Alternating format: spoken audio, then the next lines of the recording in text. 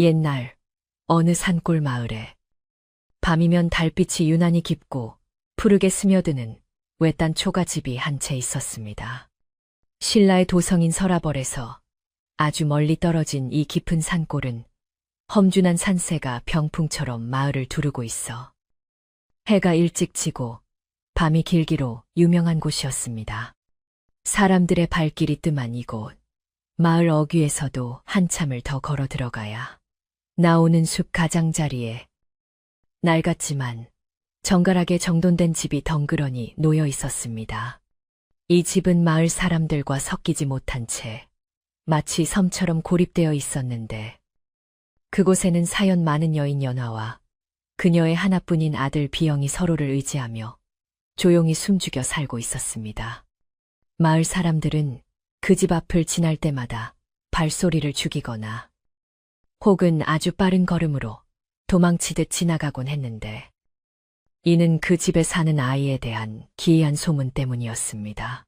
이 집에 사는 소년 비영은 겉으로 보기에는 또래 아이들과 크게 다르지 않은 10살 남짓한 소년의 모습을 하고 있었습니다. 그러나 자세히 들여다보면 그의 피부는 창백하다 못해 투명하여 푸른 핏줄이 비쳐 보일 정도였고 한여름에도 그의 몸에서는 서늘한 냉기가 흘러나왔습니다. 무엇보다 비형의 눈동자는 칠흑같이 검으면서도 때때로 달빛을 받으면 세로로 가늘게 찢어지는 듯한 묘한 빛을 띠어 그를 처음 보는 사람들은 등골이 오싹해지는 기분을 느끼곤 했습니다.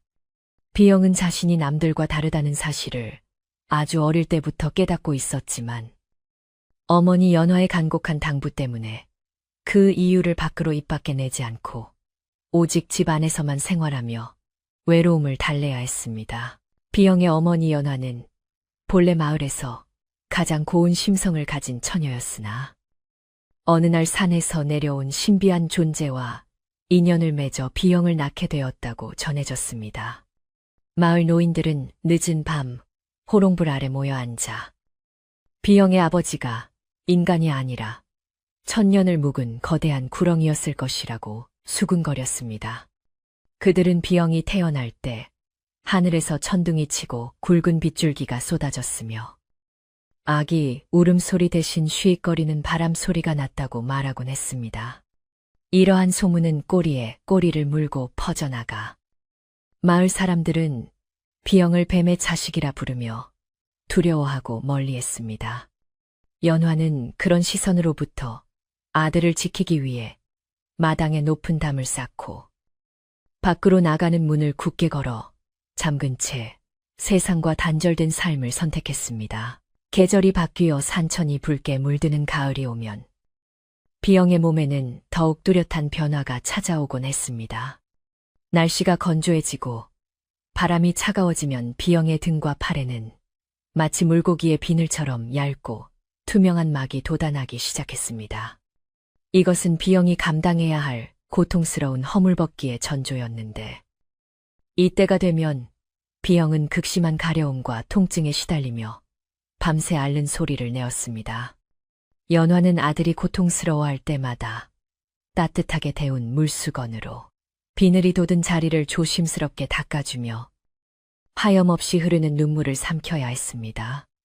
그녀는 아들의 등에 돋아난 비늘이 저주가 아니라 언젠가 그가 숲의 주인이 될 운명을 타고났다는 증거라고 믿고 싶었지만 현실의 고통은 너무나 가혹했습니다. 비영은 낮 동안에는 주로 집 뒤편에 있는 대나무 숲을 바라보거나 마루에 앉아 책을 읽으며 시간을 보냈습니다.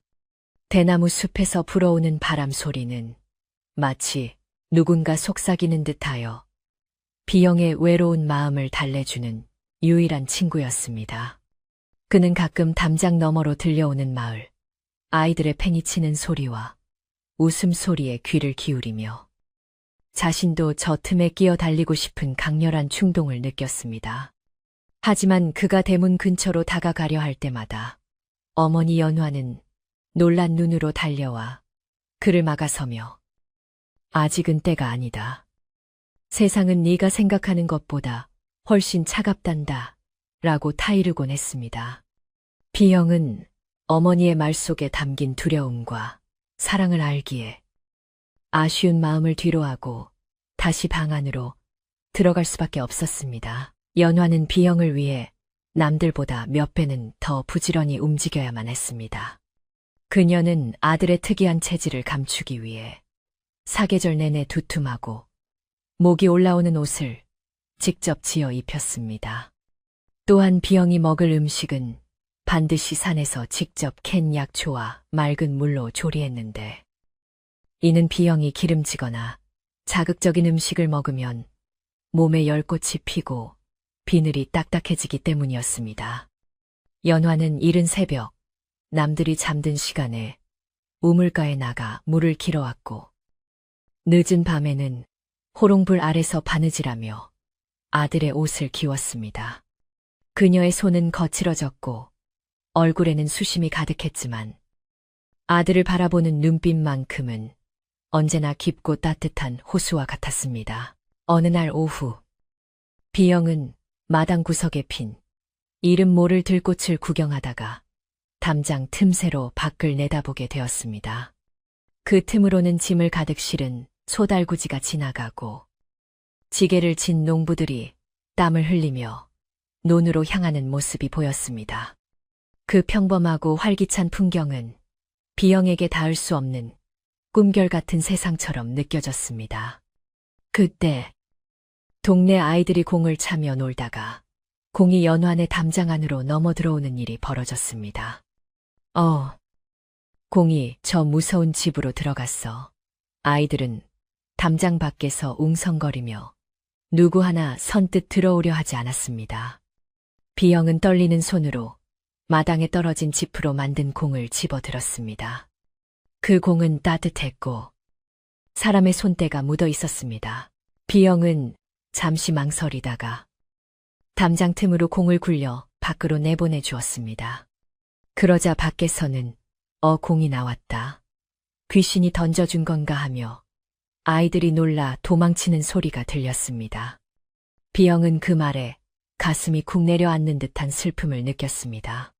자신이 호의로 한 행동조차 공포의 대상이 된다는 사실은 어린 비영에게 큰 상처가 되었습니다. 그는 자신의 손을 내려다보았습니다. 창백하고 차가운 손. 그는 왜 자신이 남들과 다르게 태어나 이런 숨바꼭질 같은 삶을 살아야 하는지 하늘에 묻고 싶었습니다. 비영은 쳇마루 밑으로 기어들어가 웅크리고 앉아 소리 없이 눈물을 흘렸습니다. 저녁이 되자 연화가 장에서 돌아왔습니다. 그녀는 들어오자마자 마당의 분위기가 평소와 다름을 감지하고 비영을 찾았습니다. 갯마루 밑에서 붉어진 눈으로 나오는 아들을 본 연화는 단번에 무슨 일이 있었음을 직감했습니다. 그녀는 보찜을 내려놓고 비영을 꼭 껴안았습니다. 무슨 일이 있었느냐? 누가 너를 보았느냐? 연화의 목소리는 다급했습니다. 비영은 고개를 저으며 아무도 보지 못했어요. 그냥 아이들이 노는 소리가 들려서 라고 말끝을 흐렸습니다. 연화는 안도의 한숨을 내쉬면서도 아들의 어깨가 가늘게 떨리고 있음을 느꼈습니다. 그녀는 아들의 등을 쓰다듬으며 오늘 저녁에는 비영이 좋아하는 쑥버무리를 해주겠다고 달랬습니다. 그날 밤, 비영은 잠자리에서 어머니에게 조심스럽게 물었습니다. 어머니, 아버지는 정말로 뱀이었나요? 연화는 바느질하던 손을 멈추고 창밖의 달을 응시했습니다. 한참의 침묵이 흐른 뒤 그녀는 차분한 목소리로 이야기를 시작했습니다. 내 아버지는 뱀이 아니라 이 산을 지키는 수호신이었단다.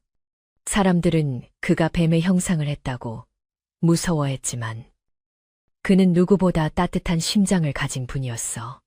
가뭄이 들면 비를 내려주고 산짐승들이 마을로 내려오지 않도록 지켜주셨지. 너는 그런 훌륭한 분의 피를 이어받은 아이란다. 그러니 너 자신을 부끄러워하지 말거라. 비영은 어머니의 말에 조금은 위안을 얻었지만 여전히 자신의 몸에 돋아나는 비늘이 두려웠습니다.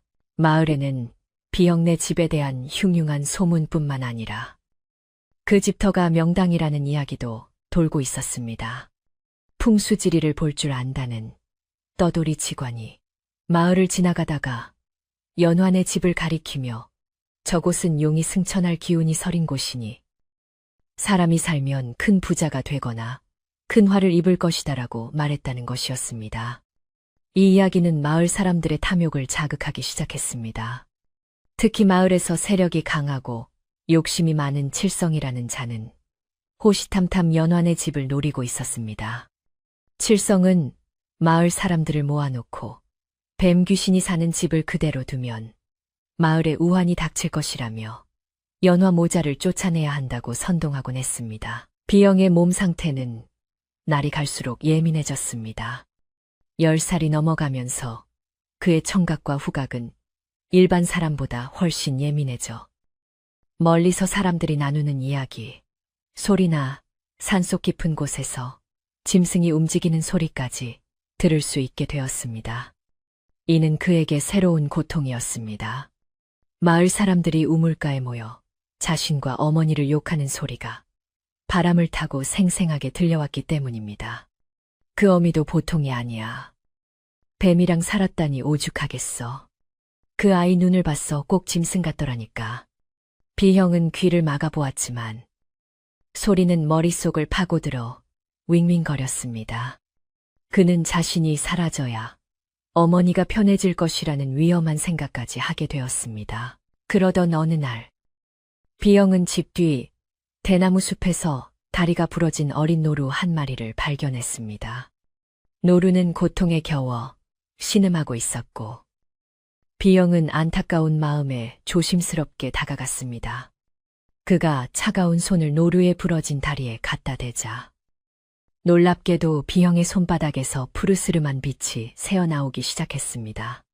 그 빛은 차갑지만 부드러운 기운이었고 노루는 고통이 사라진 듯 편안한 표정을 지었습니다. 잠시 후 노루는 절뚝거리면서도 스스로 일어서서 숲속으로 사라졌습니다. 비형은 자신의 손을 멍하니 바라보았습니다. 이것은 저주라고만 생각했던 자신의 몸에 무언가 다른 힘이 숨겨져 있음을 처음으로 깨닫는 순간이었습니다. 하지만 이 신비한 광경을 목격한 것은 비영 혼자만이 아니었습니다. 냇감을 구하러 산에 올랐던 칠성이 나무 뒤에 숨어 이 모든 장면을 지켜보고 있었던 것입니다. 칠성의 눈에는 노루의 상처가 낫는 기적보다 비영의 손에서 나온 푸른 빛이 요괴의 술법으로만 보였습니다. 그는 공포와 동시에 이것을 빌미로 그들을 쫓아낼 수 있겠다는 비열한 기쁨을 느꼈습니다. 칠성은 산을 내려가며 입가에 야비한 미소를 지었습니다. 드디어 꼬리를 잡았구나. 뱀 새끼가 요술을 부린다니. 마을 사람들이 가만히 있지 않을 게다. 칠성의 발걸음은 빨라졌고 마을에는 곧 닥쳐올 폭풍 같은 소동이 예고되고 있었습니다. 연화는 그날따라 마음이 불안하여 일이 손에 잡히지 않았습니다. 밥을 짓다가 솥뚜껑을 떨어뜨리기도 하고 바늘에 손가락을 찔려 피를 보기도 했습니다. 그녀는 마당에 나와 하늘을 올려다보았습니다. 구름 한 점 없는 맑은 가을 하늘이었지만 어딘가 모르게 음산한 기운이 감돌고 있었습니다. 연화는 대문을 다시 한번 단단히 걸어 잠그고 비영을 불렀습니다. 비영아, 오늘은 날이 차니 방 안에만 있거라.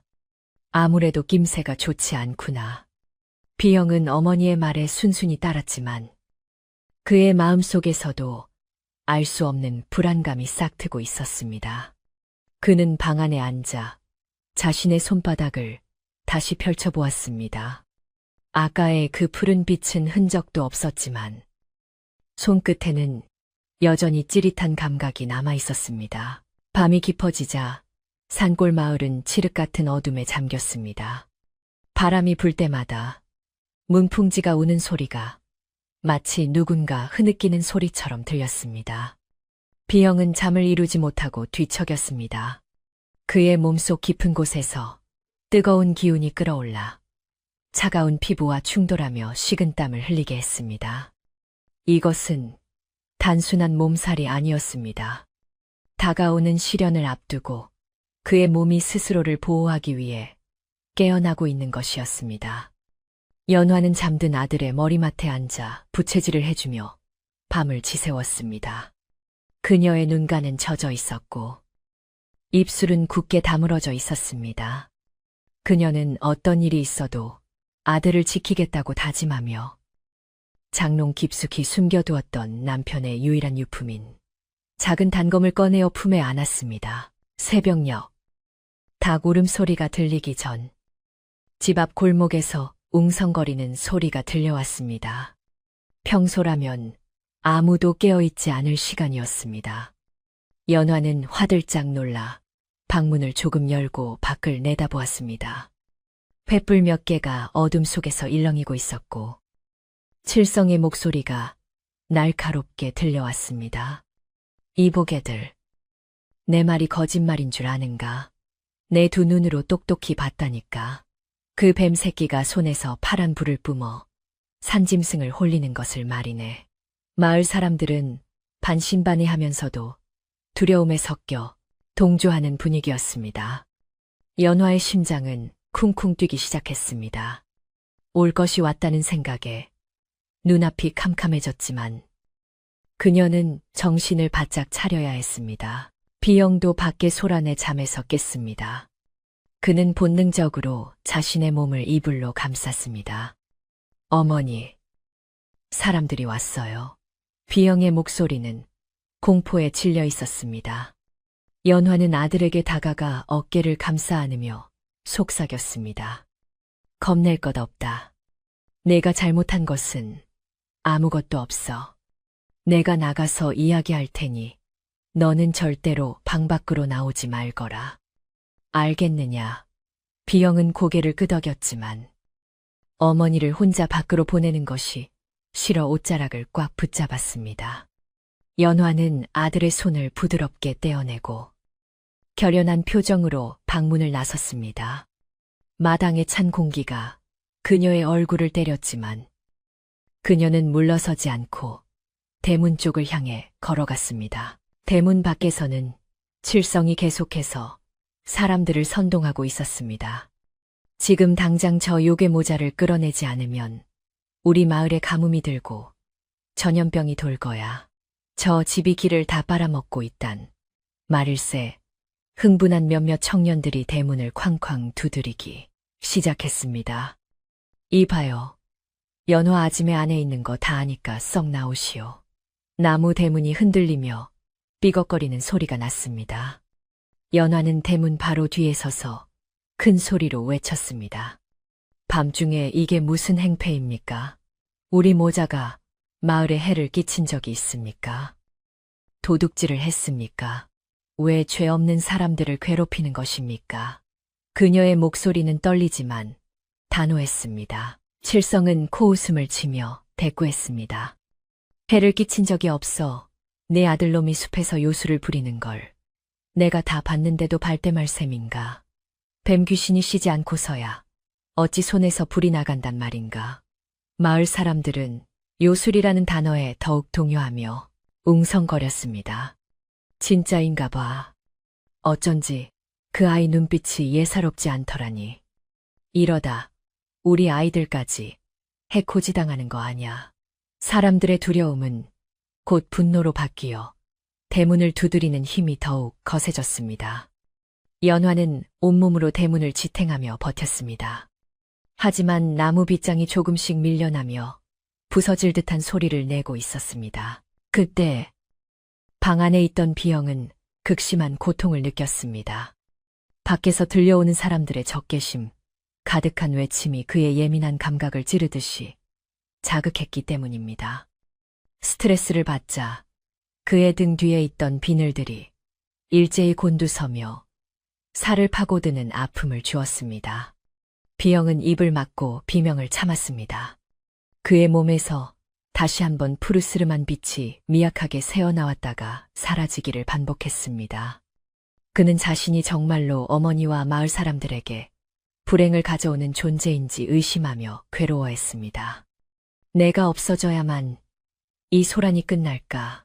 비영의 어린 마음은 깊은 절망 속으로 빠져들고 있었습니다. 소란이 극에 달할 무렵 마을 어귀에서 지팡이를 짚는 묵직한 소리가 들려왔습니다. 다들 멈추시오. 낮지만 위험 있는 목소리가 횃불의 웅성거림을 갈랐습니다. 그곳에는 허름한 승복을 입은 노스님 한 분이 서 계셨습니다. 칠성과 마을 사람들은 갑작스러운 스님의 등장에 잠시 멈칫했습니다. 스님은 천천히 다가와 칠성을 쏘아보았습니다. 한밤중에 남의 집 대문을 부수는 것이 사람이 할 도리요. 짐승도 제 둥지는 건드리지 않는 법인데 어찌 사람들이 짐승보다 못한 짓을 하려 하오. 스님의 기세에 눌린 사람들은 슬금슬금 뒤로 물러났습니다. 칠성은 억울한 듯 소리쳤습니다. 스님은 모르십니다. 저 안에 요괴가 산다니까요. 스님은 칠성의 말을 무시하고 닫힌 대문을 향해 합장하며 말했습니다. 안에 계신 보살님, 밤이 깊었으니 놀란 마음 진정하시고 내일 날이 밝으면 이야기를 나눕시다. 지금은 물러갈 테니 걱정 마시오. 그리고는 사람들을 향해 호통을 쳤습니다. 다들 돌아가시오. 죄 없는 모자를 겁박하다가는 천벌을 받을 것이오. 마을 사람들은 평소 덕망 높기로 소문난 인근 절의 큰 스님임을 알아보고 하나둘씩 흩어졌습니다. 칠성은 분하다는 듯 바닥에 침을 뱉고는 두고 보자. 내일 날 밝으면 끝장을 낼 테니 라고 으름장을 놓고 사라졌습니다. 폭풍 같은 시간이 지나고 다시 정적이 찾아왔지만 이것은 끝이 아니라 더 큰 시련의 시작일 뿐이었습니다. 소란스러웠던 밤이 지나고 아침 해가 밝았지만 연화의 집 주변을 감싸고 있는 공기는 여전히 무겁고 차가웠습니다. 간밤에 칠성과 마을 사람들이 횃불을 들고 난동을 부린 탓에 튼튼했던 쌀이문 한쪽이 위태롭게 기울어져 있었고 마당에는 그들이 짓밟고 간 흙발 자국이 어지럽게 남아 있었습니다. 연화는 잠을 한숨도 이루지 못한 채 깻마루에 앉아 멍하니 부서진 대문을 바라보았습니다. 산새들이 지저귀는 평화로운 아침 소리조차 그녀의 귀에는 들리지 않았고 오직 간밤에 들었던 저주 섞인 욕설과 비난만이 귓가에 맴돌았습니다. 그녀는 떨리는 손을 모아쥐며 앞으로 닥쳐올 더 큰 시련을 어떻게 감당해야 할지 막막함에 가슴이 먹먹해져 왔습니다. 방 안의 비영 역시 잠들지 못한 것은 마찬가지였습니다. 그는 이불을 머리끝까지 뒤집어 쓰고 있었지만 온몸에 신경이 곤두서 있어 작은 바람 소리에도 소스라치게 놀라곤 했습니다. 간밤의 소동으로 인해 그가 그토록 숨기고 싶어 했던 자신의 존재가 마을 전체에 알려져 버렸다는 사실이 어린 소년에게는 견디기 힘든 수치심과 공포로 다가왔습니다. 비영은 자신의 손등을 문지르며 혹시라도 비늘이 더 돋아나지 않았는지 수시로 확인했습니다. 스트레스를 받을수록 몸 안의 열기는 더욱 뜨거워졌고 피부 밑에서 꿈틀거리는 낯선 기운은 그를 잠시도 편안하게 놓아주지 않았습니다. 그는 자신이 사라져야만 어머니가 이 고통에서 벗어날 수 있을 것이라는 슬픈 생각을 멈출 수가 없었습니다. 날이 완전히 밝자 연화는 마음을 다잡고 물동이를 머리에 인 채 조심스럽게 대문을 나섰습니다. 아무리 상황이 험악해도 당장 마실 물과 밥을 지을 물은 있어야 했기에 그녀는 마을 공동 우물가로 향할 수밖에 없었습니다. 마을 길을 걸어가는 동안 마주치는 사람들은 하나같이 연화를 보자마자 고개를 돌리거나 마치 더러운 것을 본 듯 바닥에 침을 뱉으며 지나갔습니다. 평소에는 다정하게 인사를 건네던 이웃집 아주머니조차 싸늘한 눈빛으로 그녀를 외면했습니다. 연화는 쏟아지는 수모를 묵묵히 견디며 땅만 보고 걸었지만 등 뒤로 꽂히는 사람들의 시선은 날카로운 화살처럼 그녀의 마음을 후벼 팠습니다. 우물가에 도착했을 때 서너 명의 아낙네들이 모여 물을 뜯고 있다가 연화가 나타나자 약속이나 한 듯 동작을 멈추고 입을 다물었습니다. 정막 속에서 연화가 두레박을 내리려 하자 그중 한 아낙이 들으라는 듯 큰 소리로 말했습니다. 어머, 물맛이 왜 이러지? 꼭 뱀이 목욕한 물처럼 비린내가 진동을 하네. 다른 아낙들도 맞장구를 치며 거들었습니다. 그러게 말이야. 재수 없는 것이 마을에 들어오니 우물물까지 마르는 게 아닌가 몰라. 이러다 우리 식구들 다 병나겠어. 그들의 말은 명백히 연화를 겨냥한 것이었지만 그녀는 아무 대꾸도 하지 못한 채 서둘러 물을 길어 도망치듯 자리를 떠나야만 했습니다. 한편 칠성은 마을 회관 앞 정자나무 아래에 사람들을 모아놓고 본격적으로 불안감을 조성하고 있었습니다. 그는 간밤에 스님에게 쫓겨난 분풀이라도 하려는 듯 더욱 과장되고 자극적인 말로 사람들을 선동했습니다. 자네들, 오늘 아침 하늘을 보았는가? 구름 한 점 없이 쨍쨍하지 않은가? 이게 다 저 산 밑에 사는 뱀 자식 때문일세. 옛말에 이무기가 승천하지 못하고 땅에 머물면 가뭄이 들고 우환이 생긴다고 하지 않았던가. 칠성은 침을 튀겨가며 열변을 토했고 농사 걱정에 예민해져 있던 마을 사람들은 그의 말에 점점 귀를 기울이기 시작했습니다. 실제로 며칠째 비가 오지 않아 논바닥이 마르고 있던 터라 사람들의 불안감은 쉽게 증폭되었습니다. 칠성은 여기서 멈추지 않고 비영이 숲에서 보여주었던 신비한 힘을 악의적으로 왜곡하여 퍼뜨렸습니다. 내가 똑똑히 봤다니까. 그놈이 손에서 퍼란 도끼를 뿜어내더니 멀쩡하던 노루가 그 자리에서 쓰러져 죽더란 말이야. 그 도끼가 이제 우리 마을 우물로 우리 집 안방으로 스며들고 있다고. 사람들은 칠성의 거짓말에 경악하며 웅성거렸습니다. 세상에, 사람을 해치는 요괴란 말인가. 우리 아이들은 어떻게 당장 쫓아내야 하는 거 아니야. 공포는 전염병처럼 빠르게 마을 전체로 번져나갔고 연화모자에 대한 동정심은 순식간에 적개심으로 바뀌어 버렸습니다. 칠성은 사람들의 두려움을 이용해 자신의 입지를 굳히며 만족스러운 미소를 지었습니다. 집으로 돌아온 연화는 물동이를 부엌에 내려놓고 참았던 숨을 몰아쉬었습니다. 밖에서 겪은 수모 때문에 손이 부들부들 떨렸지만 방 안에 있을 비영이 걱정할까봐 애써 밝은 표정을 지으며 방문을 열었습니다. 비영아, 밥 먹자. 오늘은 내가 좋아하는 나물을 무쳤단다. 하지만 비영은 구석에 웅크린 채 고개를 들지 않았습니다.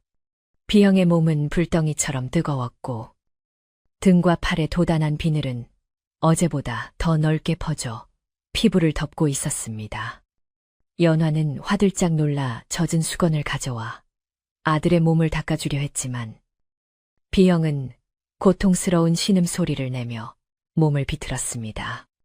어머니, 너무 아파요.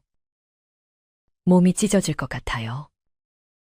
비영의 증상은 단순한 병이 아니었습니다. 그것은 성장을 위해 껍질을 벗어야 하는 뱀의 운명을 타고난 자가 겪어야 할 필연적인 고통, 즉 허물벗기의 전조였습니다.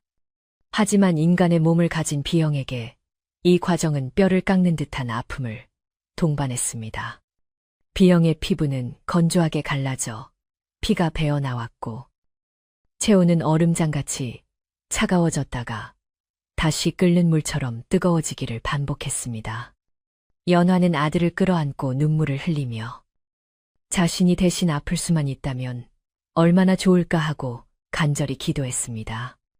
그녀가 할 수 있는 일이라곤 밤새 아들의 곁을 지키며 열을 식혀주는 것뿐이라는 사실이 너무나 원통했습니다. 그날 오후 해가 서산으로 기울 무렵 누군가 연환의 집 살인문을 조용히 두드렸습니다. 마을 사람들의 행패가 두려워 문을 열어주지 않으려던 연화는 문 밖에서 들려오는 낮고 중후한 목소리에 귀를 기울였습니다. 보살님, 접니다. 지난밤에 다녀갔던 늙은 중입니다. 잠시 드릴 말씀이 있어 왔으니 문을 열어주시오. 연화는 경계심을 풀고 조심스럽게 문을 열었습니다. 그곳에는 어제 칠성을 꾸짖었던 그 노스님이 온화한 미소를 지으며 서 있었습니다. 스님의 손에는 산에서 캔 약초 꾸러미와 맑은 물이 담긴 호리병 하나가 들려 있었습니다. 연화는 스님을 방으로 모시지 못하고 마루 끝에 앉게 했습니다. 집안 꼴이 엉망이었기 때문입니다. 스님은 개의치 않고 마루에 걸터 앉아 연화에게 약초 꾸러미를 건넸습니다. 이것은 열을 내리고 독을 다스리는 약초입니다. 달여서 아이에게 먹이면 고통이 조금은 덜할 것입니다. 연화는 스님의 자비에 감동하여 눈시울을 붉히며 고개를 숙였습니다. 스님, 어찌하여 저희 같은 천한 모자에게 이런 은혜를 베푸십니까? 마을 사람들은 모두 저희를 요괴라고 피하는데. 연화의 목소리는 흐느낌으로 이어졌습니다. 스님은 연화의 말을 듣고 잠시 침묵하더니 진지한 눈빛으로 연화를 바라보며 입을 열었습니다. 보살님, 이 아이는 요괴가 아닙니다. 뱀의 형상을 한 산신의 기운을 타고났으나 인간의 몸을 빌려 태어났기에 남들과 다른 길을 걷는 것뿐입니다. 스님은 잠시 숨을 고른 뒤 더욱 낮은 목소리로 경고하듯 말을 이었습니다. 지금 아이는 일생일대의 중요한 고비를 넘기고 있습니다. 뱀이 허물을 벗어야 더 크게 자라듯 이 아이도 껍질을 깨고 진정한 힘을 얻으려는 중입니다. 하지만 그 과정에서 뿜어져 나오는 기운이 너무 강해 자칫하면 주변의 오해를 사고 화를 부를 수 있습니다. 스님은 하늘을 가리키며 덧붙였습니다. 사흘 뒤면 보름달이 뜹니다. 달의 기운이 가장 강해지는 그날 밤 아이의 허물벗기가 절정에 달할 것입니다. 그때까지 절대로 아이를 집 밖으로 내보내서는 안 됩니다. 사람들이 아이의 변화된 모습을 보게 되면 두려움에 사로잡혀 무슨 짓을 저지를지 모릅니다. 부디 마음을 굳게 먹고 문단속을 철저히 하십시오. 연화는 스님의 말 한마디를 가슴에 새기며 굳은 표정으로 고개를 끄덕였습니다. 스님은 자리에서 일어나 지팡이를 짚으며 이 고비만 잘 넘기면 아이는 마을을 구하는 귀한 인재가 될 것입니다. 믿음을 잃지 마시오. 라는 말을 남기고 바람처럼 사라졌습니다. 스님이 다녀간 후 연화는 더욱더 집안 단속에 신경을 썼습니다. 그러나 마을의 상황은 스님의 예언대로 점점 나빠지기만 했습니다. 하늘은 야속하게도 구름 한 점 없이 맑았고 태양은 가을볕이라고 믿기 힘들 만큼 뜨겁게 내리쬐었습니다. 마을 앞 개울가는 바닥을 드러내 물고기들이 파닥거리며 죽어갔고 논밭의 작물들은 누렇게 타들어가기 시작했습니다.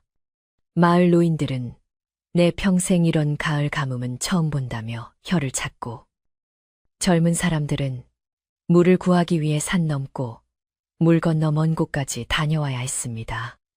이 모든 재앙의 원인으로 지목된 것은 당연히 연환의 집이었습니다. 칠성은 이 기회를 놓치지 않았습니다. 그는 마을 사람들을 부추겨 연환의 집으로 가는 길목을 막아버렸습니다.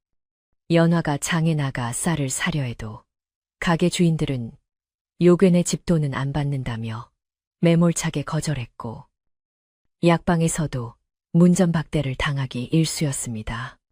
연화는 집에 남아있는 얼마 안 되는 식량과 스님이 주고 간 약초로 근근히 버텼지만 비영의 상태는 점점 악화되었습니다. 아이는 이제 물조차 삼키기 힘들어했고 밤마다 헛소리를 하며 식은땀을 흘렸습니다.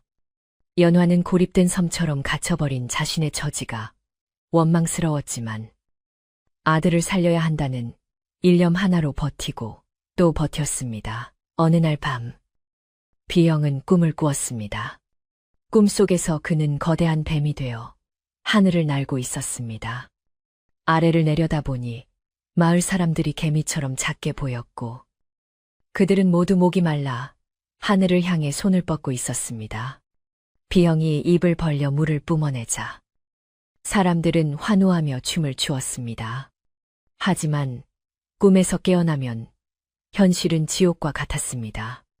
온몸이 불타는 듯 뜨거웠고 피부는 딱딱하게 굳어 움직일 때마다 살이 찢어지는 고통이 밀려왔습니다. 어머니, 목이 말라요. 물 좀 주세요. 비영의 갈라진 목소리에 연화는 마지막 남은 물 한 바가지를 떠서 아들의 입가에 가져다 주었습니다. 그러나 비영은 물을 마시기도 전에 격한 기침을 하며 피를 토했습니다. 마을에서는 흉흉한 소문이 더욱 구체적으로 변해갔습니다.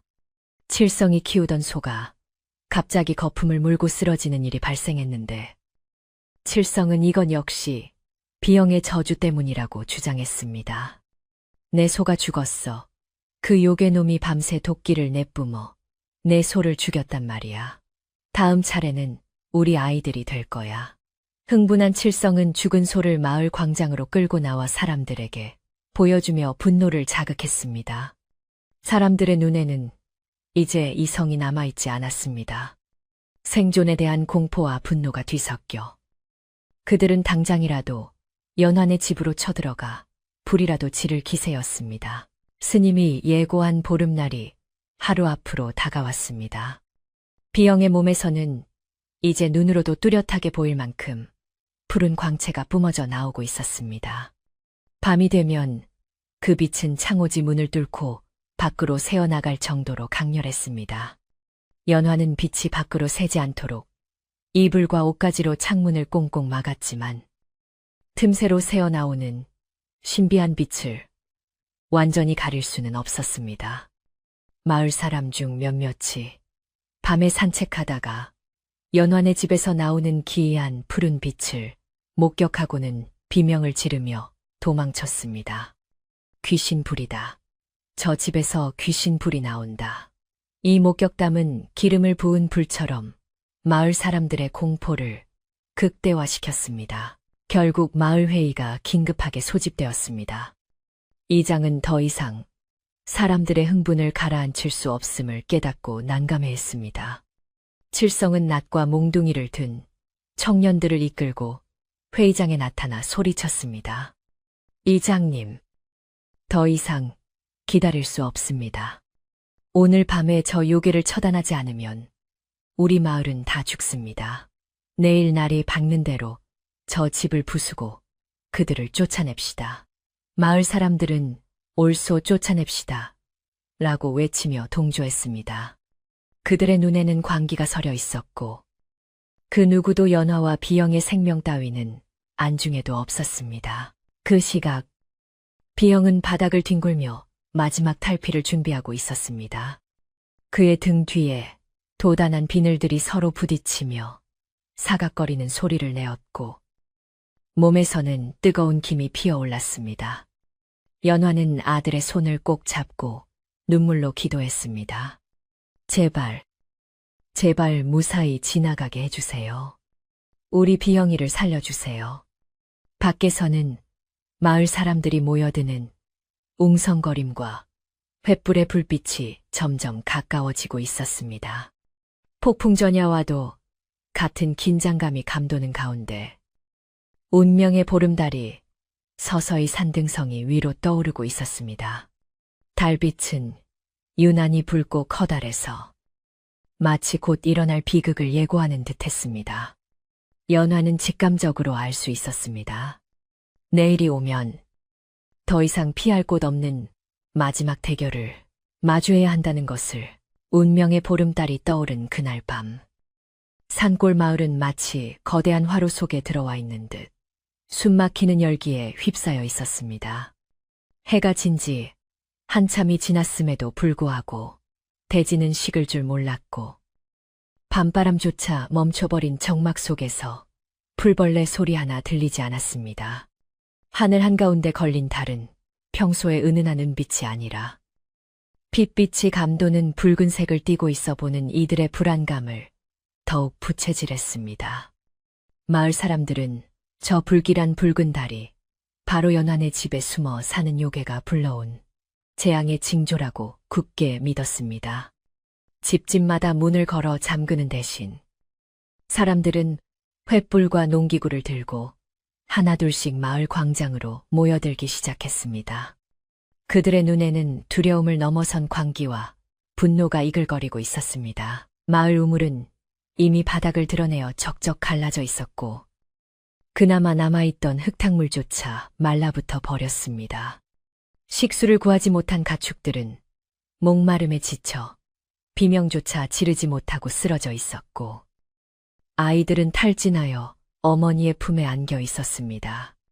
이러한 참혹한 상황은 마을 사람들의 이성을 마비시키기에 충분했습니다. 그들은 자신들의 고통을 해결해 줄 희생양이 필요했고 그 대상은 너무나 명확하게 정해져 있었습니다.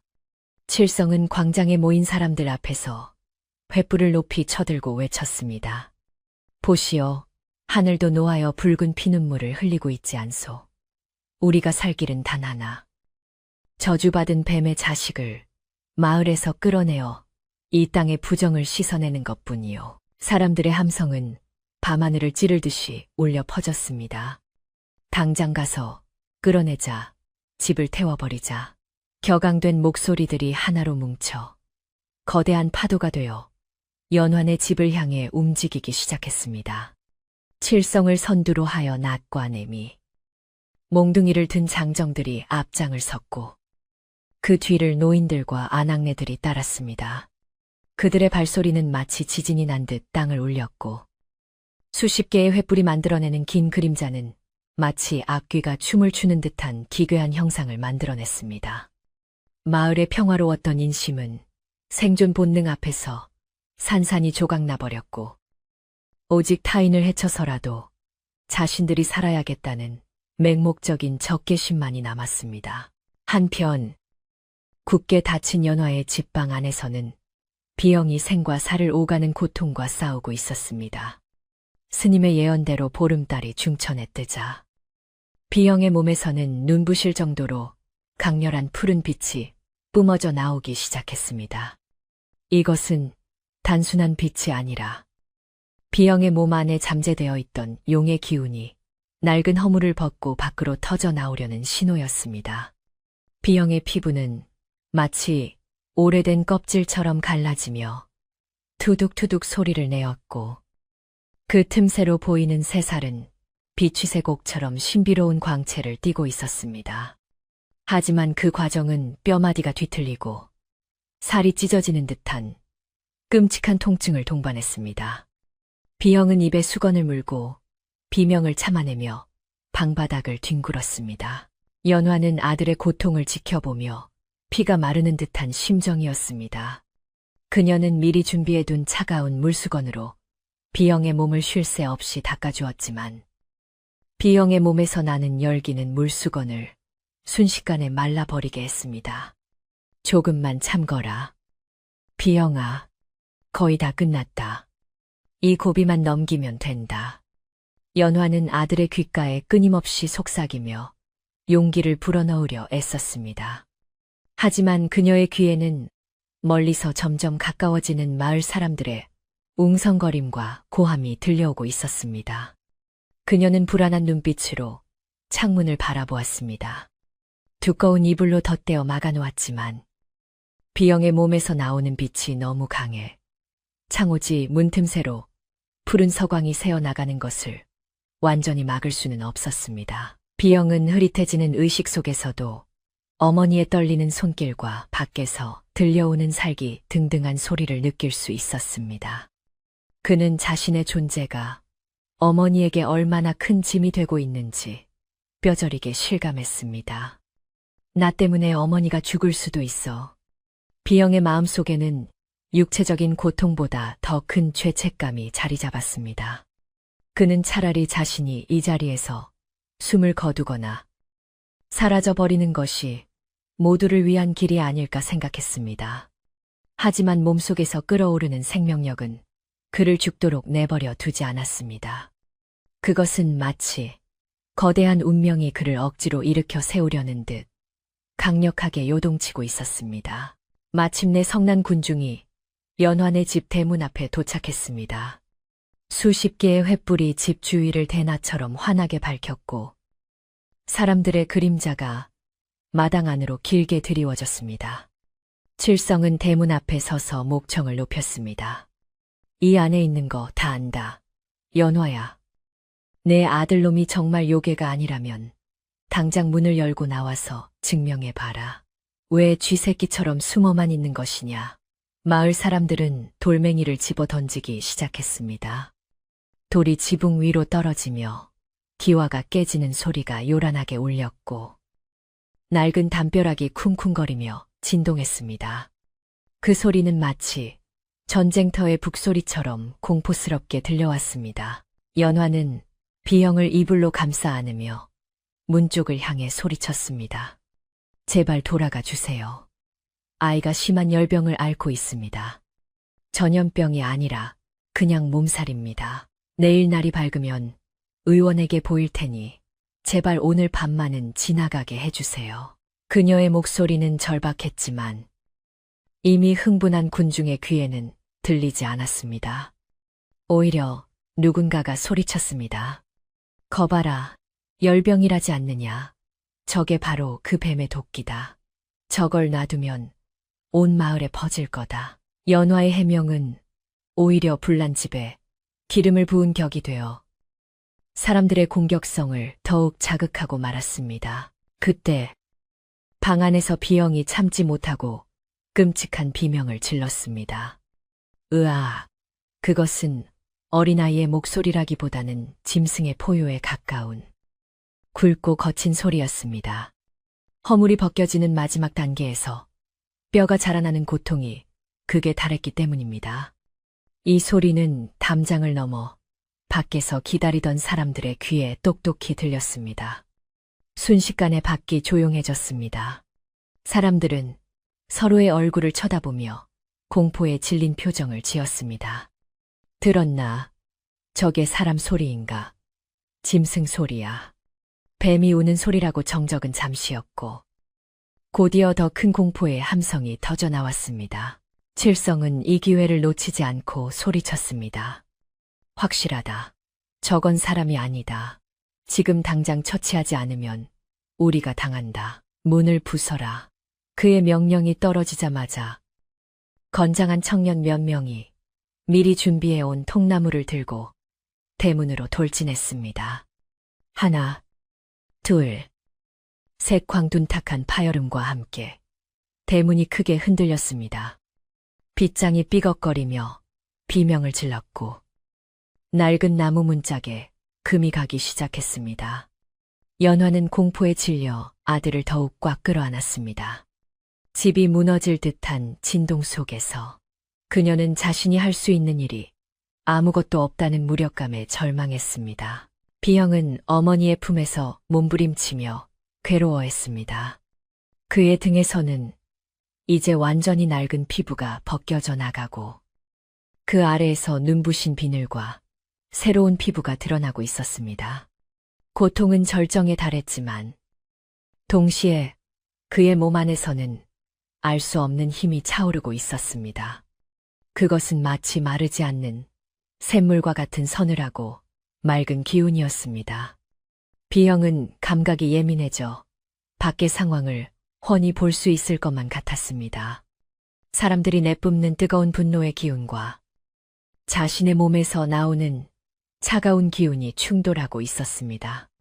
그는 직감적으로 자신이 나가야만 이 사태가 끝날 것임을 알았습니다. 연화는 문이 부서지기 직전임을 깨닫고 아들을 이불 속에 숨긴 채 벌떡 일어났습니다. 그녀는 부엌으로 달려가 식칼을 들고 나왔습니다. 평생 벌레 한 마리 죽이지 못했던 순박한 여인이었지만 자식을 지키기 위해서라면 귀신과도 싸울 각오가 되어 있었습니다. 그녀는 방문 앞을 가로막고 서서 떨리는 목소리로 중얼거렸습니다. 누구도 내 아들에게 손대지 못해. 차라리 나를 죽여라. 그녀의 눈에서는 눈물이 흐르고 있었지만 눈빛만은 서슬퍼런 칼날처럼 빛나고 있었습니다. 대문 밖에서는 계속해서 통나무로 문을 가격했습니다. 쾅쾅 빗장이 부러지는 소리가 우지끈하고 났습니다. 마침내 대문 한쪽이 힘없이 떨어져 나가며 바닥으로 쓰러졌습니다. 와! 함성과 함께 칠성과 마을 사람들이 마당으로 쏟아져 들어왔습니다. 횃불의 불빛이 어두운 마당을 환하게 비추었고 연화는 눈을 질끈 감았다가 떴습니다. 수십 명의 사람이 마당을 가득 메우고 그녀를 노려보고 있었습니다. 그들의 얼굴은 횃불, 그림자 때문에 더욱 흉측하게 일그러져 보였습니다. 칠성은 낫을 들고 연화에게 다가오며 으르렁거렸습니다. 비켜라. 연화야. 좋은 말 할 때 그 괴물을 내놓아라. 연화는 칼을 쥔 손을 앞으로 내밀며 뒷걸음질 쳤습니다. 오지 마세요. 가까이 오면 저도 가만히 있지 않겠습니다. 하지만 장정들은 코웃음을 치며 그녀를 애워쌌습니다. 이 여자가 미쳤구먼. 뱀 귀신한테 홀려도 단단히 홀렸어. 누군가 연화의 손을 몽둥이로 내리쳤고 식칼은 힘없이 바닥으로 떨어졌습니다. 연화는 비명을 지르며 바닥에 주저앉았지만 곧바로 방문을 등지고 앉아 온몸으로 문을 막았습니다. 안 돼. 절대로 안 돼. 그녀는 필사적으로 문고리를 잡고 버텼습니다. 칠성은 혀를 차며 청년들에게 눈짓을 했습니다. 끌어내. 2명의 청년이 연화의 양팔을 잡고 거칠게 끌어냈습니다. 연화는 발버둥치며 울부짖었지만 건장한 남성들의 힘을 당해낼 수는 없었습니다. 비영아, 도망쳐. 비영아 어머니의 처절한 비명소리가 방 안으로 파고들었습니다. 방 안에 있던 비영은 그 소리를 듣는 순간 정신이 번쩍 들었습니다. 고통 때문에 흐려졌던 시야가 맑아지고 뜨겁게 끓던 몸의 열기가 차갑게 식으면서 명확한 의식이 돌아왔습니다. 그는 더 이상 숨어서 떨고 있는 어린아이가 아니었습니다. 어머니를 지켜야 한다는 강렬한 의지가 그의 몸을 지배했습니다. 비영은 천천히 자리에서 일어났습니다. 그의 몸을 덮고 있던 이불이 스르르 흘러내렸습니다. 이제 그의 등과 팔에 돋았던 흉측한 비늘은 사라지고 대신 그 자리에는 은은한 푸른 빛을 내는 문양만이 남아 있었습니다. 그의 눈동자는 깊은 밤바다처럼 지푸르게 변해 있었고 온몸에서는 범접할 수 없는 신성한 기운이 뿜어져 나왔습니다. 비영은 문고리를 잡았습니다. 손끝에서 찌릿한 전율이 흘렀습니다. 그는 숨을 깊게 들이마시고 단호하게 문을 활짝 열어 젖혔습니다. 방문이 열리자마자 방 안에 갇혀있던 강렬한 푸른 빛이 마당으로 쏟아져 나왔습니다. 마치 댐이 무너져 물이 쏟아지듯 서늘하고 신비로운 빛이 마당에 있던 사람들을 덮쳤습니다.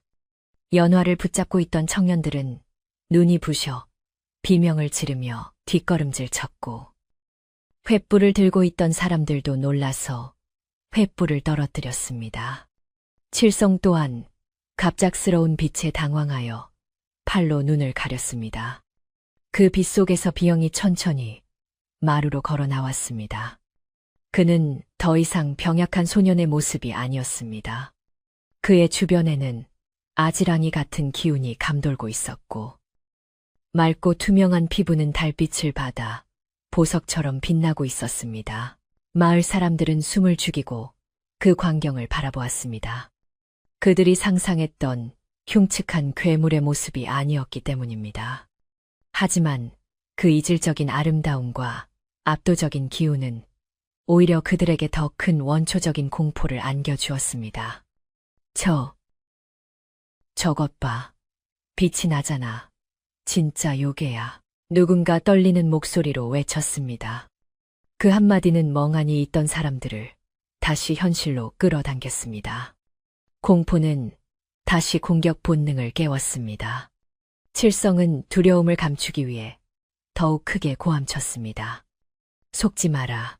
저 빛은 사람을 홀리는 요술이다. 저 놈이 나오면 우리 다 죽는다.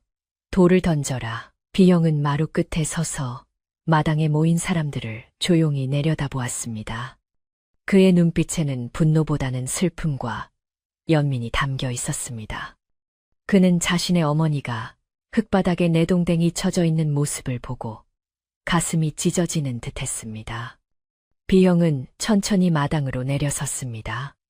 그가 한 발짝 내디딜 때마다 땅에서 푸른 안개가 피어오르는 듯했습니다. 사람들은 비영이 다가오자 주춤주춤 물러났지만 칠성은 악에 바친 듯 돌멩이 하나를 집어 비영을 향해 힘껏 던졌습니다. 죽어라. 이 요괴야. 돌멩이는 비영의 이마를 향해 날아들었습니다. 연화는 안 되라고 비명을 지르며 손을 뻗었습니다. 하지만 돌멩이는 비영의 몸에 닿기 직전 보이지 않는 기운에 막혀 힘없이 바닥으로 툭 떨어졌습니다. 사람들은 경악했습니다. 비영은 칠성을 똑바로 응시했습니다. 그의 목소리는 아직 변성기가 지나지 않은 소년의 것이었지만 그 울림은 마치 산 전체가 말하는 듯 웅장했습니다. 어머니를 놓아주세요. 제가 여기 있습니다. 비영의 말 한마디에 마당에는 찬바람이 훅 불었습니다. 횃불들이 일제히 펄럭이며 꺼질 듯 위태롭게 흔들렸습니다. 이제 상황은 돌이킬 수 없는 지점까지 왔습니다. 비밀은 만천하에 드러났고 비영은 자신의 정체를 숨기지 않은 채 마을 사람들과 마주섰습니다. 칠성과 마을 사람들은 공포와 살기 사이에서 갈팡질팡했고 연화는 기이하게 변해버린 아들의 모습에 놀라움과 안도감이 뒤섞인 눈물을 흘렸습니다. 밤하늘의 붉은 달은 이제 머리 꼭대기에서 이 모든 광경을 차갑게 내려다보고 있었고 대지는 다가올 폭풍을 예감한 듯 숨죽여 떨고 있었습니다. 비영은 주먹을 꽉 쥐었습니다. 이제 그는 자신의 힘으로 어머니와 자신을 지켜내야만 했습니다. 그것이 어떤 결과를 가져오든 피할 수 없는 운명의 시간이었습니다. 비영의 손에서 뿜어져 나온 푸른 빛이 마당을 가득 채우자 돌을 던졌던 칠성과 몽둥이를 든 마을 청년들은 마치 보이지 않는 벽에 부딪힌 듯 더 이상 다가오지 못하고 제자리에 얼어붙었습니다. 비영의 이마 바로 앞에서 힘없이 툭 떨어진 돌멩이는 대굴대굴 굴러 칠성의 발치에 멈춰 섰고 그 소리는 숨막히는 정적 속에서 유난히 크게 울렸습니다. 마을 사람들은 눈앞에 펼쳐진 기이한 광경에 압도되어 입을 다물지 못했습니다. 횃불의 붉은 불꽃마저 비영의 푸른 기운 앞에서는 빛을 잃고 초라하게 흔들릴 뿐이었습니다. 사람들의 눈동자에는 조금 전까지 가득했던 살기 대신 알 수 없는 존재에 대한 경외감과 원초적인 두려움이 서서히 차오르고 있었습니다. 비영은 자신을 향해 저기를 드러내는 사람들에게는 눈길조차 주지 않은 채 천천히 걸음을 옮겨 어머니 연화가 쓰러져 있는 곳으로 다가갔습니다. 그가 걸을 때마다 발밑의 흙에서는 맑은 물기가 배어 나오는 듯했고 주변의 공기는 한여름의 무더위를 잊게 할 만큼 서늘하고 상쾌해졌습니다. 비영은 흙바닥에 주저앉아 떨고 있는 어머니 앞에 한쪽 무릎을 꿇고 앉았습니다. 그리고는 자신의 부드러운 손으로 어머니의 거친 손을 조심스럽게 감싸 쥐었습니다. 어머니, 이제 괜찮아요. 아무도 어머니를 해치지 못하게 제가 지킬 거예요. 비영의 목소리는 부드러웠지만 그 안에는 바위처럼 단단한 힘이 실려 있어 듣는 이의 마음을 울렸습니다. 연화는 아들의 손을 잡고 믿을 수 없다는 듯 그의 얼굴을 올려다 보았습니다. 불과 몇 시간 전까지만 해도 고열에 시달리며 비늘이 돋아나 고통스러워하던 병약한 아이의 모습은 온데간데 없었습니다. 지금 그녀의 눈앞에 있는 비영은 옥처럼 매끄러운 피부와 깊고 맑은 눈동자를 가진 의젓하고 건강한 소년의 모습이었습니다. 비영의 손은 더 이상 얼음장처럼 차갑지도 불덩이처럼 뜨겁지도 않았습니다. 사람의 체온보다 약간 서늘하지만 기분 좋은 청량감이 느껴지는 생명력 넘치는 온도가 그녀의 손바닥을 통해 전해져 왔습니다. 연화는 아들이 마침내 긴 고통의 터널을 지나 무사히 허물을 벗고 다시 태어났음을 깨닫고 하염없이 기쁨의 눈물을 흘렸습니다. 이 감동적인 모자의 재회 장면을 지켜보던 마을 사람들의 마음도 조금씩 동요하기 시작했습니다. 그들은 자신들이 괴물이라고 생각했던 존재가 실은 효심 깊은 아들이며 자신들이 죄 없는 모자에게 끔찍한 짓을 저지르려 했다는 사실을 자각하기 시작한 것입니다. 하지만 칠성만은 달랐습니다. 그는 자신의 선동이 실패로 돌아가고 있다는 위기감에 휩싸여 더욱 악을 썼습니다. 속지 마라. 저건 다 사람의 눈을 속이는 요술이다. 저놈이 지금은 순한 척하고 있지만 언제 본색을 드러내어 우리를 잡아먹을지 모른다. 지금 당장 저놈을 쳐야 해. 칠성은 쉰 목소리로 고래고래 소리를 지르며 사람들을 부추기려 안간힘을 썼습니다. 그러나 이번에는 아무도 칠성의 말에 동조하여 움직이지 않았습니다. 오히려 사람들은 뒷걸음질 치며 비영과 연화에게서 멀어지려 했습니다. 그때 비영이 자리에서 일어나 천천히 몸을 돌려 칠성과 마을 사람들을 정면으로 바라보았습니다.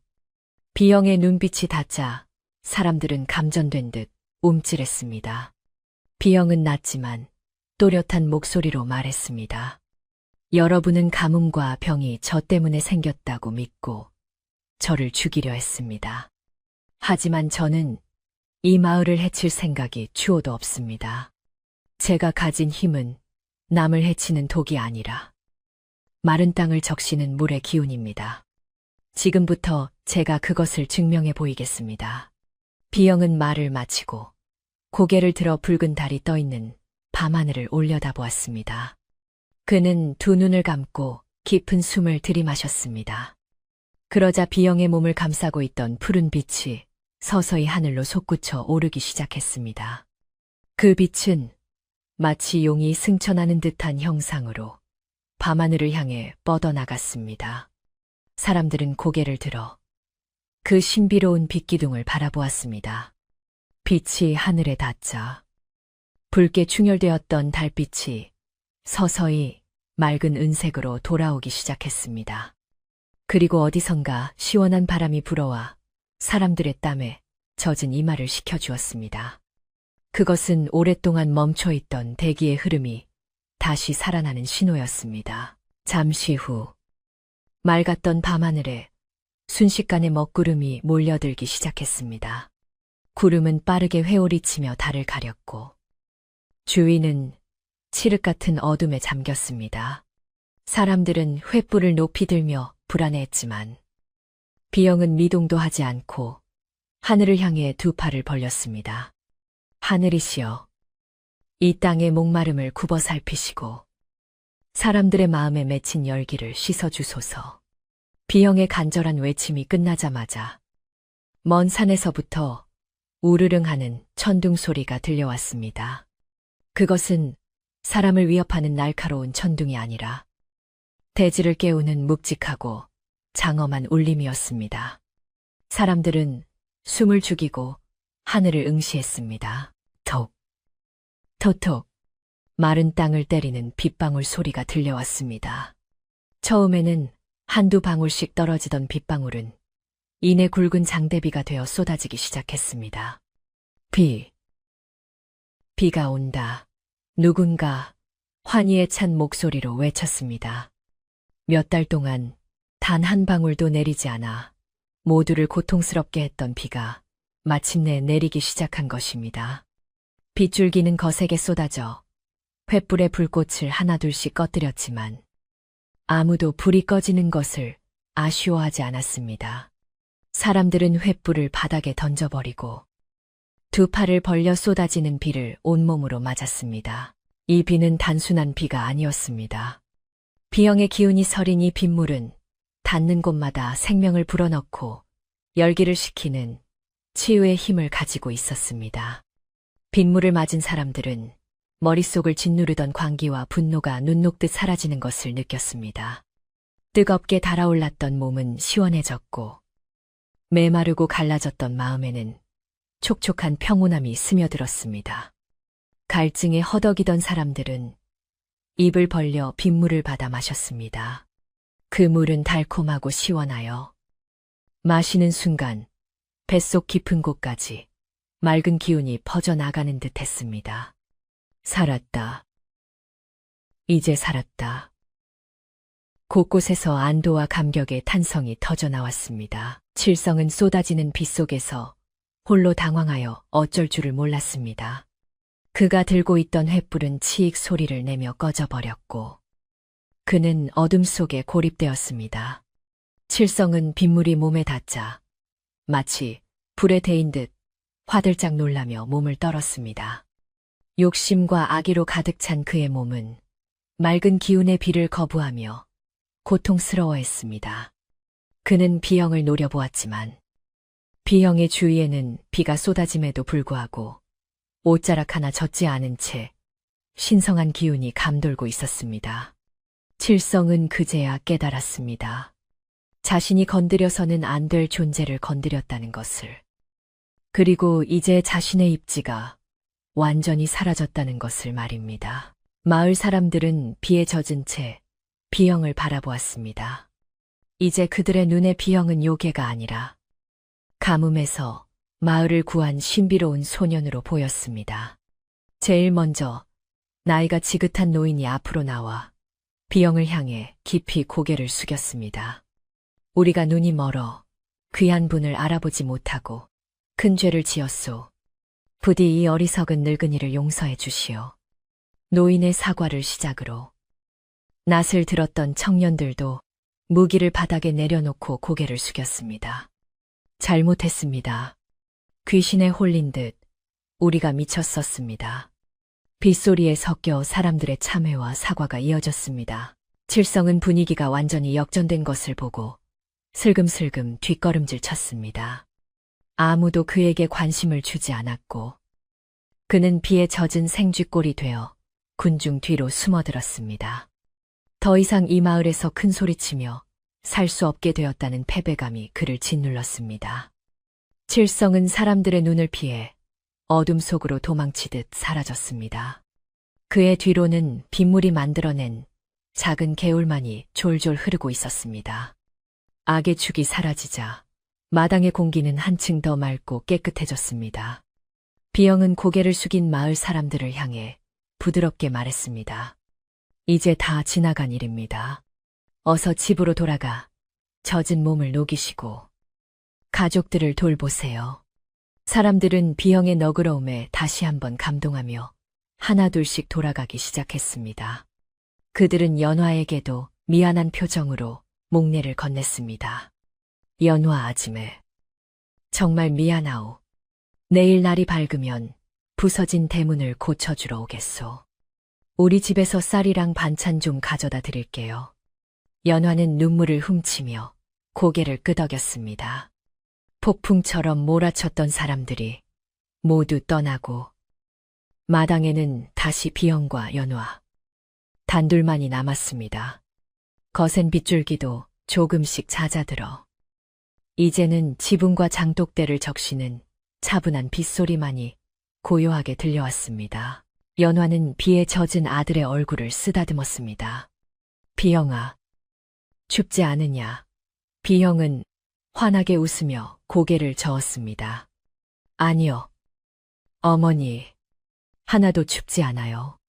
오히려 날아갈 듯이 몸이 가벼워요. 비형은 마당 한쪽에 쓰러진 낡은 대문짝을 들어올려 임시로 입구를 막았습니다. 비록 문은 부서졌지만 이제 더 이상 밖에서 누가 쳐들어올까 두려워하며 문을 걸어 잠글 필요가 없다는 사실이 두 사람의 마음을 편안하게 했습니다. 비영은 어머니의 어깨를 감싸 안고 방으로 들어갔습니다. 방 안은 엉망이 되어 있었지만 익숙한 냄새와 온기가 남아 있었습니다. 연화는 서둘러 마른 수건을 꺼내 비영의 머리와 몸을 닦아주었습니다.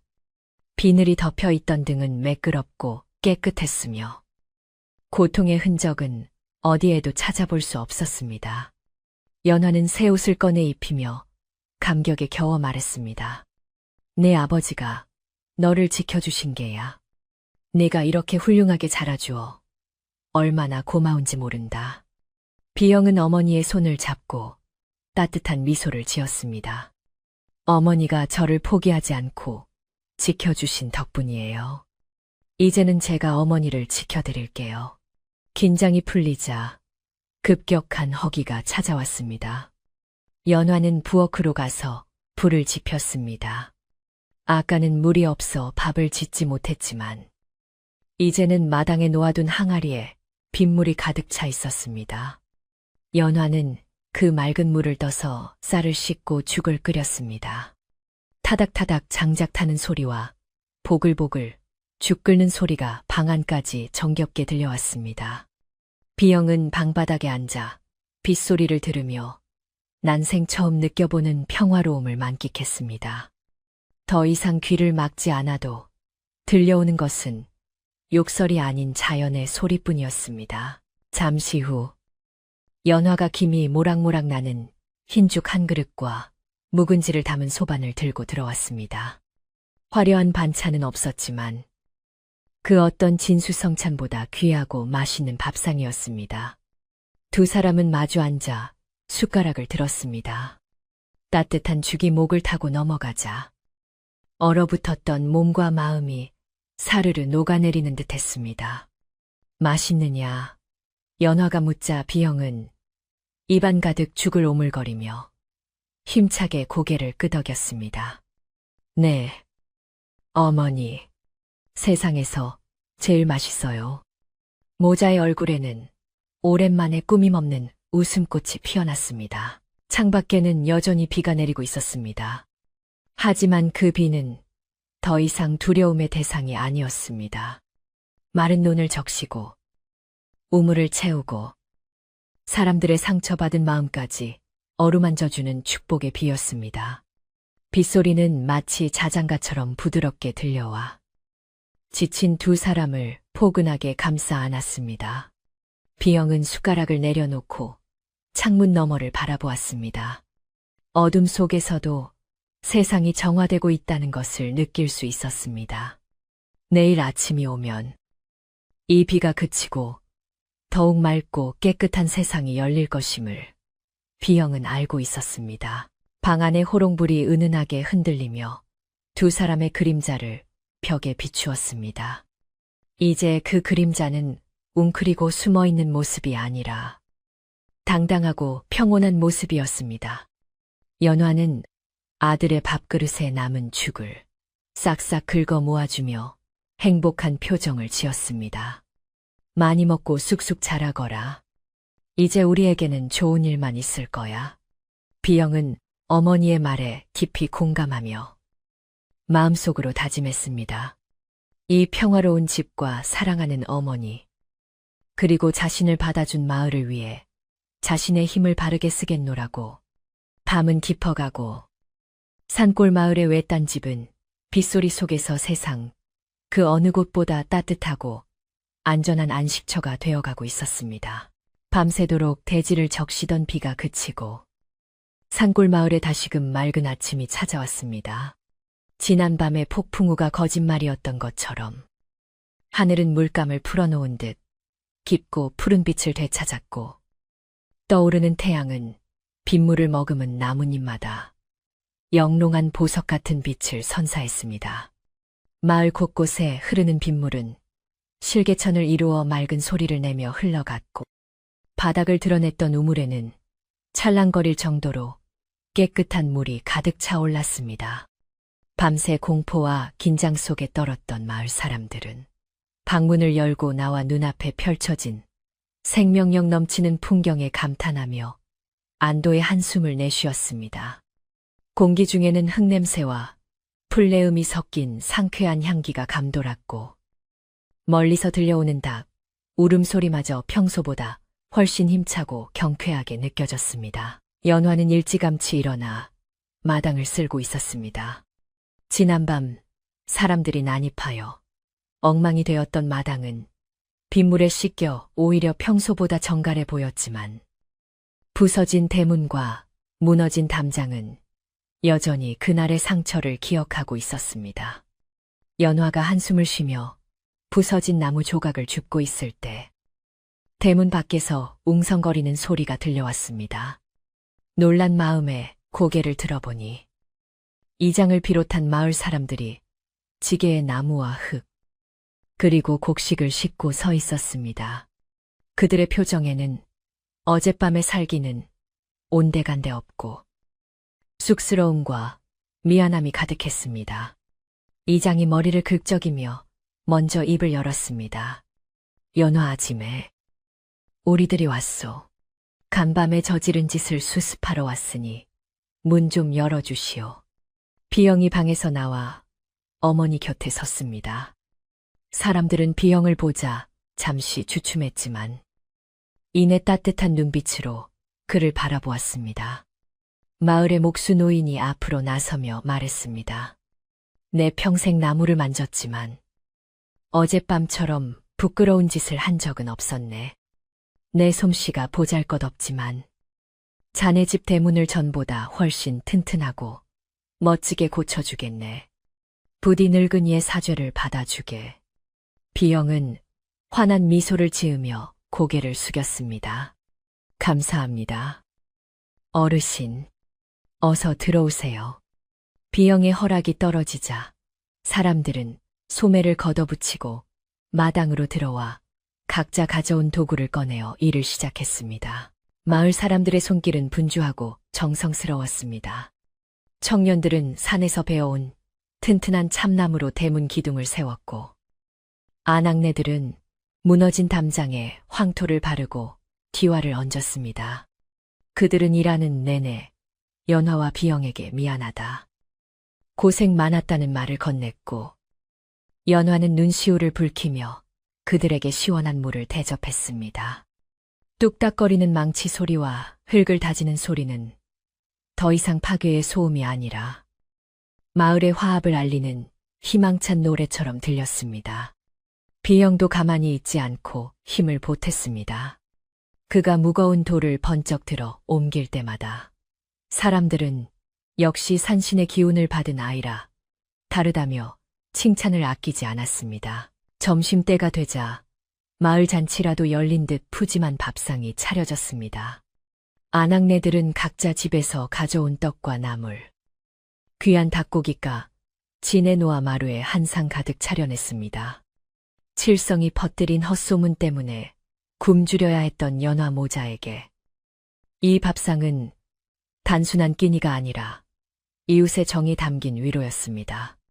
마을 사람들은 비영을 상석에 앉히고 숟가락에 반찬을 올려주며 살갑게 챙겼습니다. 많이 먹어라.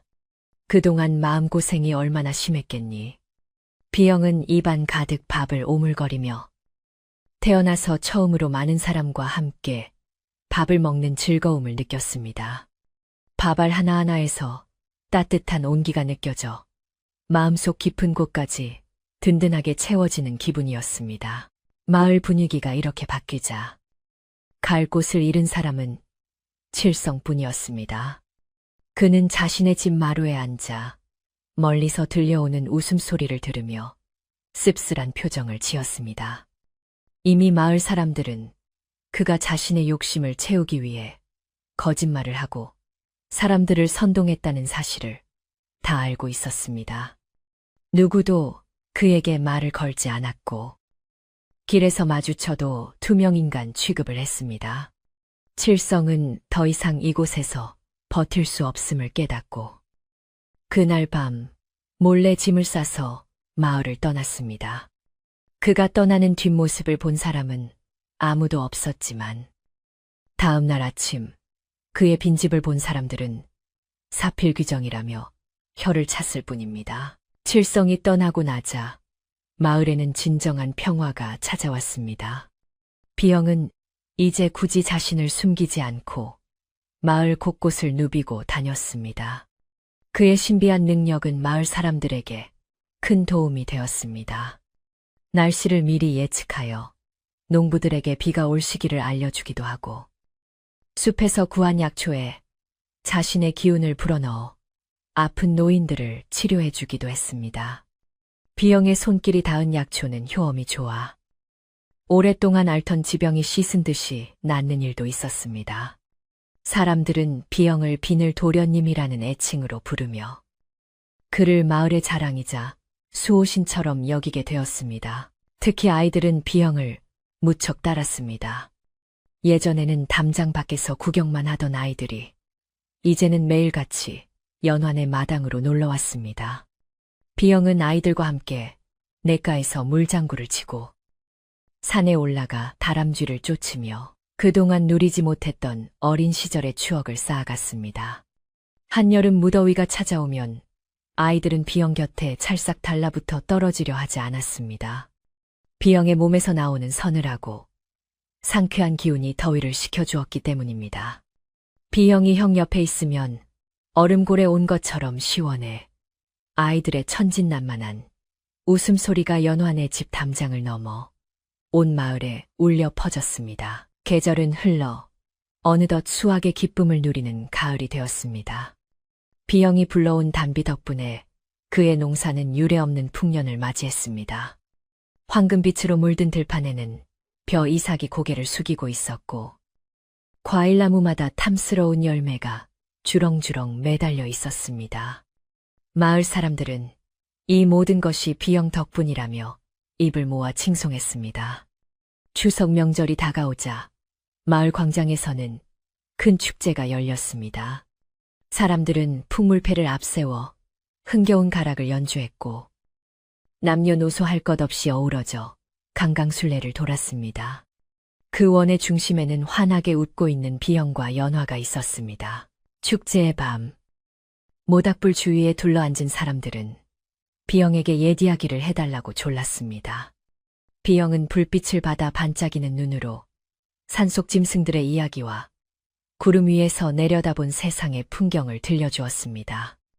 아이들은 턱을 괴고 그의 이야기에 빠져들었고 어른들은 고개를 끄덕이며 귀를 기울였습니다.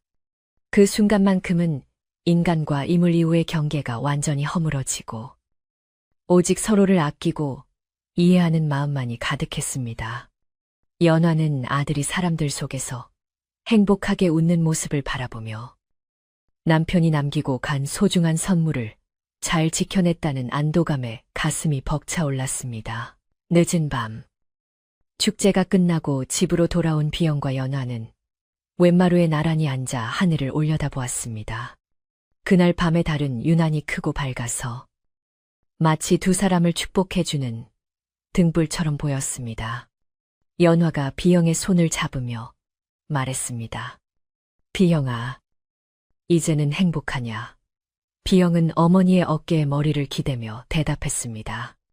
네, 어머니. 저는 지금이 제일 행복해요.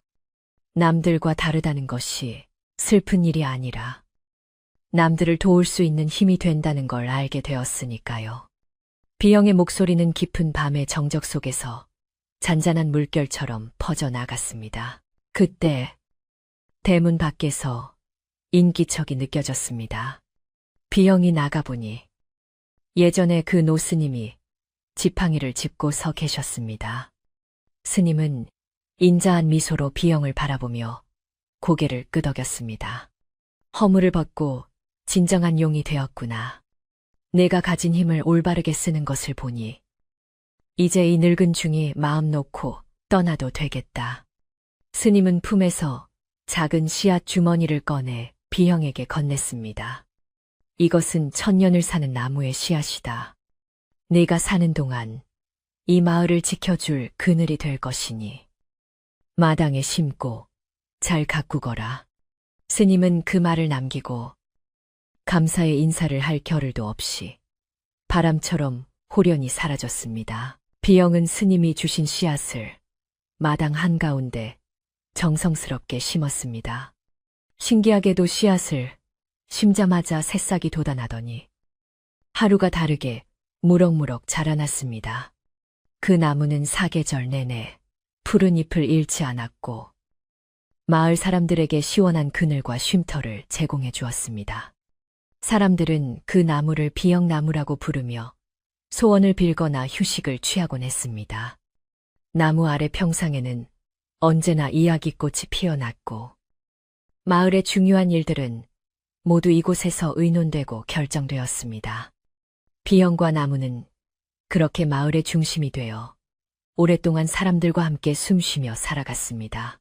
세월이 흘러 비영도 청년이 되고 다시 장년이 되었습니다.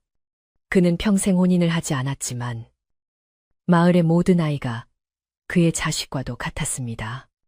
그는 자신이 가진 지혜와 능력을 아낌없이 나누어 주었고 마을 사람들은 그를 존경하고 사랑했습니다. 연화는 아들의 보살핌 속에서 천수를 누리다가 어느 따뜻한 봄날 평온하게 눈을 감았습니다. 비영은 어머니를 양지 바른 언덕에 모시고 매일 아침 그곳을 찾아가 꽃을 바치며 인사를 올렸습니다. 그의 효심은 마을 사람들에게 귀감이 되어 대대로 전해지는 아름다운 이야기가 되었습니다. 어느덧 비영도 백발이 성성한 노인이 되었습니다. 하지만 그의 눈빛만은 여전히 소년 시절처럼 맑고 깊은 푸른빛을 띠고 있었습니다. 그는 자신이 떠날 때가 되었음을 직감하고 마을 사람들을 나무 아래로 모았습니다.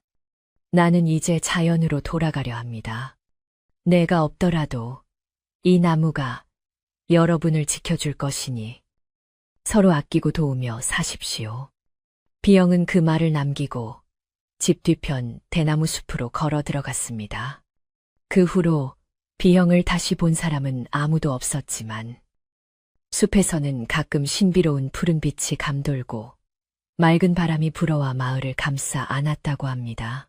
비영이 떠난 후에도 마을은 오랫동안 평화롭고 번성했습니다. 가뭄이 들라치면 어김없이 시원한 비가 내렸고 전염병이 돌라치면 맑은 바람이 불어와 병마를 쫓아냈습니다. 마을 사람들은 그것이 숲의 수호신이 된 비영이 보내주는 선물이라고 믿었습니다. 밤이 되면 할머니들은 손자들을 무릎에 눕히고 비영의 이야기를 들려주곤 했습니다. 옛날에 뱀의 비늘을 가진 착한 아이가 살았단다. 그 아이는 남들과 달랐지만 그 다름으로 세상을 구했지. 아이들은 그 이야기를 들으며 스르르 잠이 들었고 꿈속에서 푸른 빛을 내는 용과 함께 하늘을 나는 꿈을 꾸었습니다. 오늘 밤도 산골 마을에는 둥근 달이 떠올라 고요한 빛을 뿌리고 있습니다. 대나무 숲에서는 사각거리는 바람 소리가 들려오고 마을 어귀의 느티나무는 넉넉한 그림자를 드리우며 잠든 마을을 지키고 있습니다. 혹시 당신도 마음이 외롭거나 지칠 때면 마음속에 창문을 열고 밤하늘을 올려다보세요. 어쩌면 저 달빛 어딘가에서 우리를 지켜보고 있는 비영의 따뜻하고 맑은 눈동자를 만날 수 있을지도 모릅니다. 세상의 모든 편견과 오해를 넘어선 진정한 사랑의 힘이 당신의 밤을 평안하게 지켜주기를 바랍니다. 이제 이야기의 끝자락에 닿았습니다. 험난했던 비영의 여정이 평온한 안식으로 마무리되었듯이 여러분의 하루도 편안한 쉼으로 이어지기를 소망합니다. 걱정과 근심은 모두 저 밤바람에 실어보내고 따뜻한 이불 속에서 깊고 달콤한 잠에 드시기를 바랍니다. 산골 마을의 맑은 빗소리와 은은한 달빛이 당신의 꿈길을 동행할 것입니다. 안녕히 주무세요.